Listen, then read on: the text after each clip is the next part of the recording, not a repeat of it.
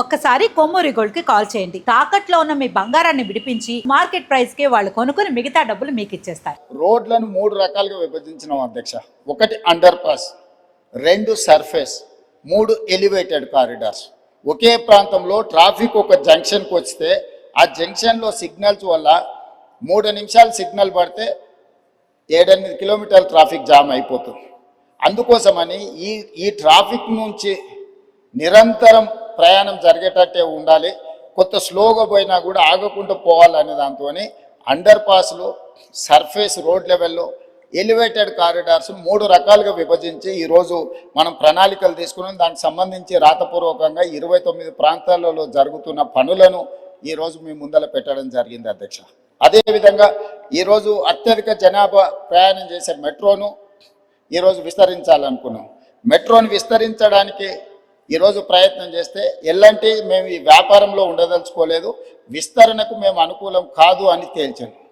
కేంద్ర ప్రభుత్వం ఏం నిబంధన పెట్టిందంటే మీరు విస్తరణకు ఎల్లంటి అయినా ముందుకు రావాలి, లేదు అంటే ఆ ఎల్లంటి సంస్థను రాష్ట్ర ప్రభుత్వం అయినా స్వాధీనం చేసుకోవాలి.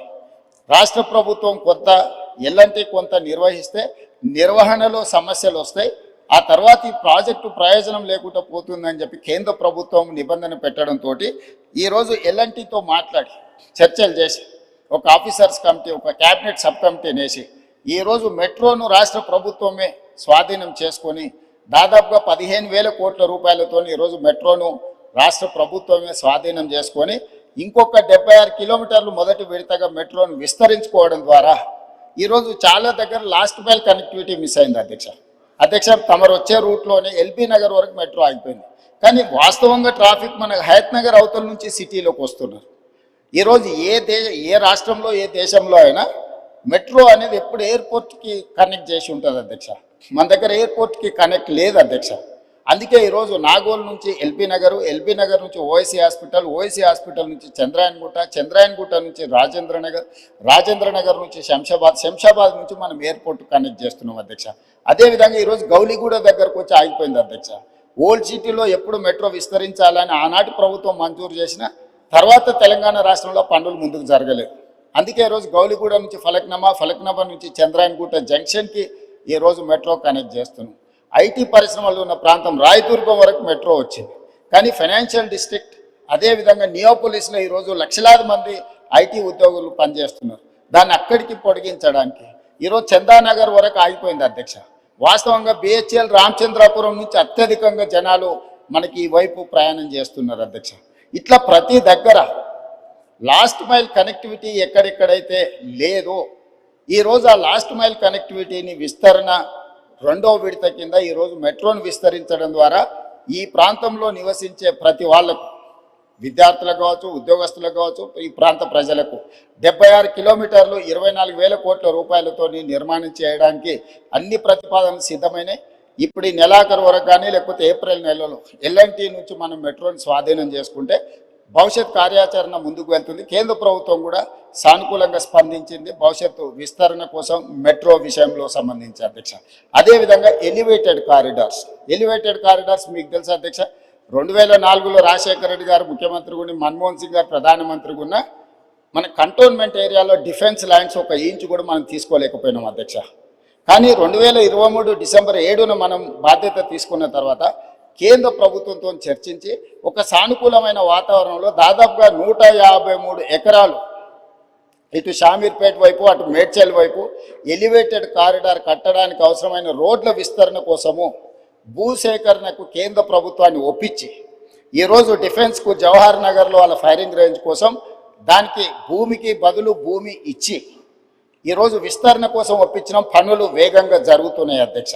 ఉత్తర తెలంగాణ మొత్తం అక్కడి వరకు వచ్చి బాటిల్ నెక్ అయిపోతుంది అధ్యక్ష. మీ కరీంనగర్, ఆదిలాబాద్ నుంచి ఆ ప్రాంతాల నుంచి ఎవరు వచ్చినా ఎగ్జాక్ట్గా మీకు ఆ కంటోన్మెంట్ ఏరియాకు రాగానే ఇంచు టు ఇంచు కదలాల్సిన పరిస్థితి వచ్చింది అధ్యక్ష.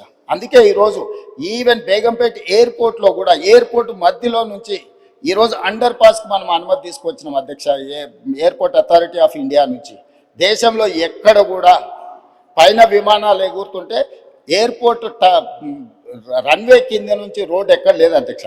మొదటిసారి మనం కేంద్ర ప్రభుత్వాన్ని ఒప్పించి ఈ ప్రాంత ప్రయాణికులకు ముఖ్యంగా ఉత్తర తెలంగాణ పోయే ప్రయాణికులకు ఇబ్బంది జరగొద్దని పైనుంచి విమానాలు ఎగురుతుంటే కింద అండర్ టన్నెల్ మనం రోడ్డు అనుమతి తీసుకొచ్చినాం. ఈరోజు పనులు జరుగుతున్నాయి అధ్యక్ష.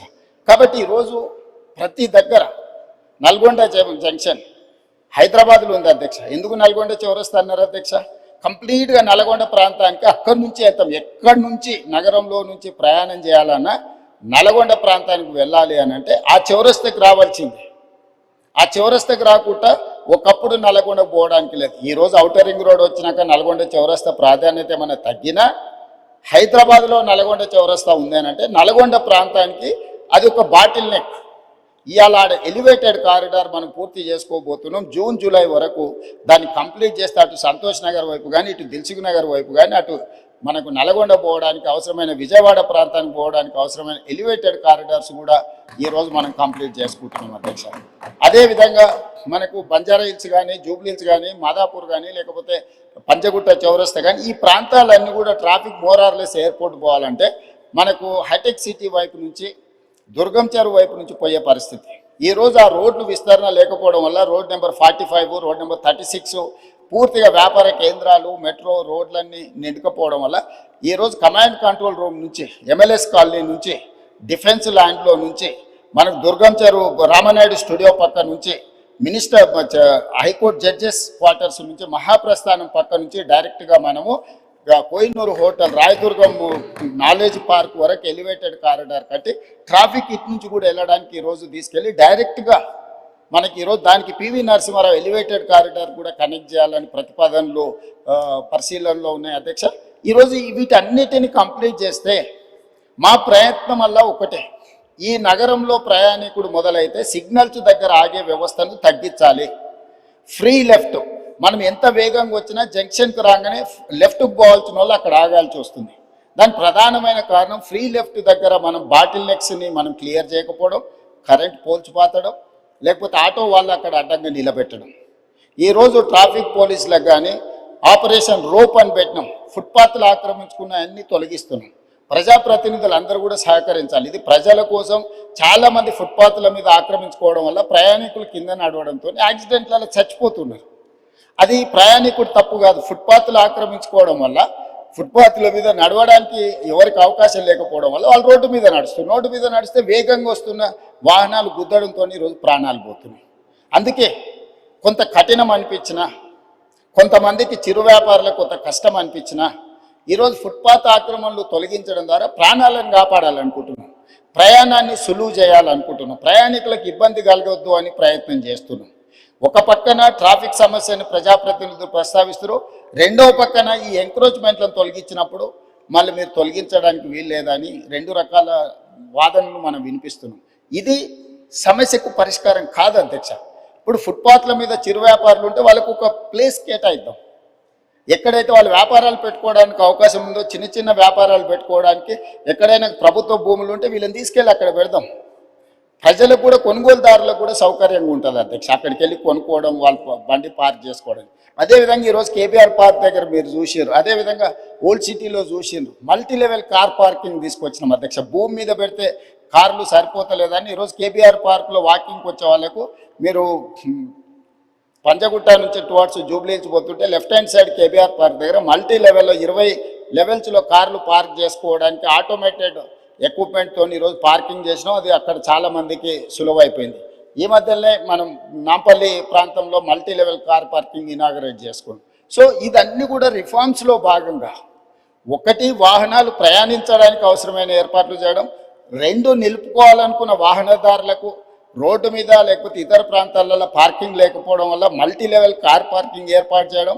అదేవిధంగా ఒక కారులో ఒక్కొక్కరు ప్రయాణించే కంటే మల్టీ ట్రాన్స్పోర్టేషన్ అంటే మెట్రో కానీ ఇతర బస్సులు కానీ ఇవి కానీ ఫ్రీగా ప్రయాణించడానికి అవసరమైన ప్రయాణాలు కూడా ఈరోజు మనం ఏర్పాటు చేయాలని అనుకుంటున్నాం. దీంట్లో భాగంగా సిటీని కంప్లీట్గా కోర్ అర్బన్ రీజన్ ఎకానమీ ఏదైతుందో, ఔటర్ రింగ్ రోడ్ ఇన్సైడ్ 2073 కిలోమీటర్లు ఏదైతుందో దీన్ని సర్వీస్ సెక్టర్గా మారుస్తున్నాం స్పీకర్ సార్.